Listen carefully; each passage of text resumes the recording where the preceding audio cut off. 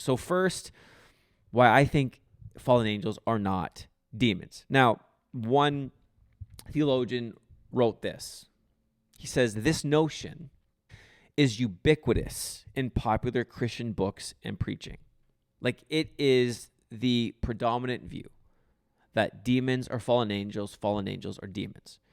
And so when I posted a clip on social media, like, I got literally hundreds of comments, DMs, people saying I'm out to lunch, that I'm preaching heresy, I'm a false teacher, I'm misguided, I'm misinformed, I'm leading people astray. Like, people went nuts. And this is the stuff that they're coming at me with as part of why I'm wrong, is that this belief that when the angels fell with the devil, that they turned into demons. Or that, you know what, maybe there's just different classes of demons. Or that every evil creature is just a different kind of demon. Or they're only angels and demons, and that's just it, right? And so I got variations of those comments, but that is what I received 100-fold. But as we just looked at above in the last section, this clearly can't be the case that there's just angels and demons. Like, there are so many more beings, and things are just way more complex. They're just not that simple. And so we can't just say that demons are just fallen angels and angels are just demons. Even though that's what church tradition has led us to believe, it's just, I think that this whole thing came from an incorrect interpretation of Revelation chapter 12.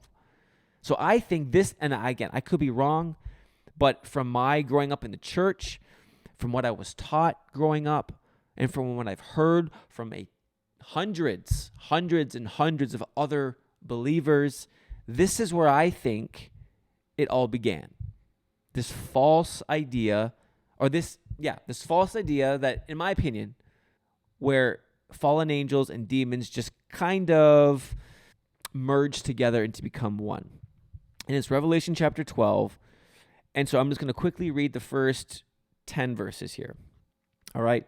Just so that we're all on the same page and we all understand the context. So, Revelation 12, verses 1 to 10 says, a great sign appeared in heaven, a woman clothed with the sun, and the moon under her feet, and on her head a crown of 12 stars.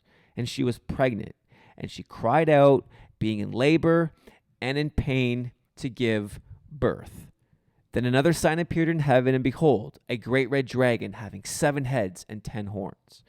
And on his heads were 7 crowns, and his tail swept a third of the stars of heaven and hurled them to the earth. And the dragon stood before the woman who was about to give birth, so that when she gave birth, he might devour her child. And she gave birth to a son, a male who was going to rule all the nations with a rod of iron, and her child was caught up to God and to his throne. Then the woman fled into the wilderness, where she had a place prepared by God, and there she would be nourished for 1,260 days. And there was a war in heaven, Michael and his angels waging war with the dragon. The dragon and his angels waged war, and they did not prevail. So this is the text. And you'll notice that you see this statement talking about a great red dragon, where his tail swept away a third of the stars and hurled them to the earth.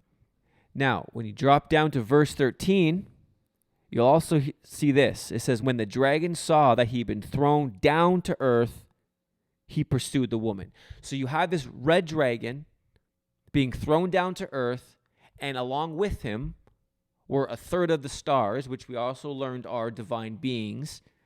And in this context, they're typically defined as angels. And so people take this text, and then they've just simply decided, oh, this is when the devil fell. And he took a third of the angels with him, and this is how the devil got his army. And so then you have the devil, and then you have demons. They just got merged together. But see, here's the thing. We got to do some basic Bible study here. Okay, you can't just take a verse and pull it out of its context and then decide what it means.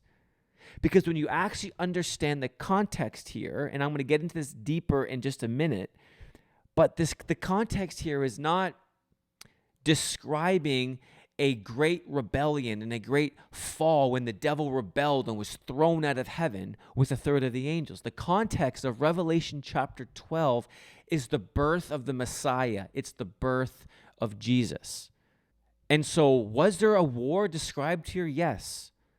But this war is not depicting this great rebellion where the devil then is thrown out of heaven with a third of the angels, who then all of a sudden are now going to be called fallen angels, who are then now going to be called demons. Like, that is not how you do Bible study. That is not the context of here.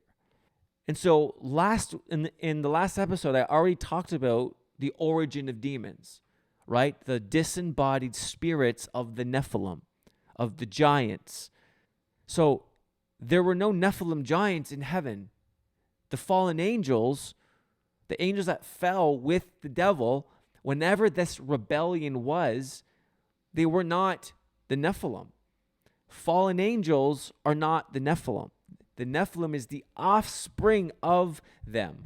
So they cannot be the demons, because the demons are the disembodied spirits of the dead Nephilim. Now, I know it's confusing. Maybe some of your heads are like, what is this guy talking about? I know it's confusing.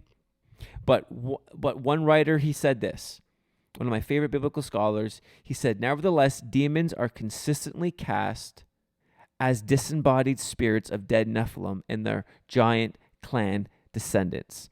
Those spirits are the offspring of the angels that sinned before the flood, so the demons cannot be those fallen angels. So demons and fallen angels are different entities. The fallen angels that fell with the devil, whenever that was, joined him in his great rebellion, yes, but they did not just all of a sudden morph into what we call demons. Are fallen angels demonic? Sure, I can give you that. Are they malevolent? Are fallen angels malevolent? Yes. Are they evil? Yes. Are they anti-God? Yes. But that does not mean that they are the specific entity that we would call a demon. Angels are not spirits.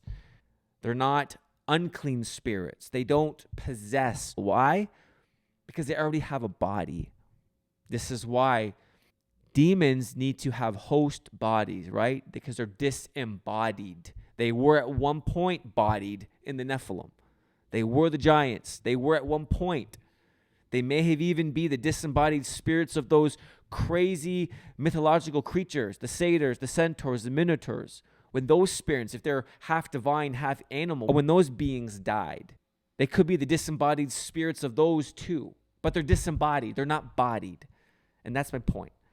So this is why I don't think that this is a correct reading of Revelation 12. Just because angels fell with the devil does not, and because they're evil and they're rebellious, does not all of a sudden mean that they are demons.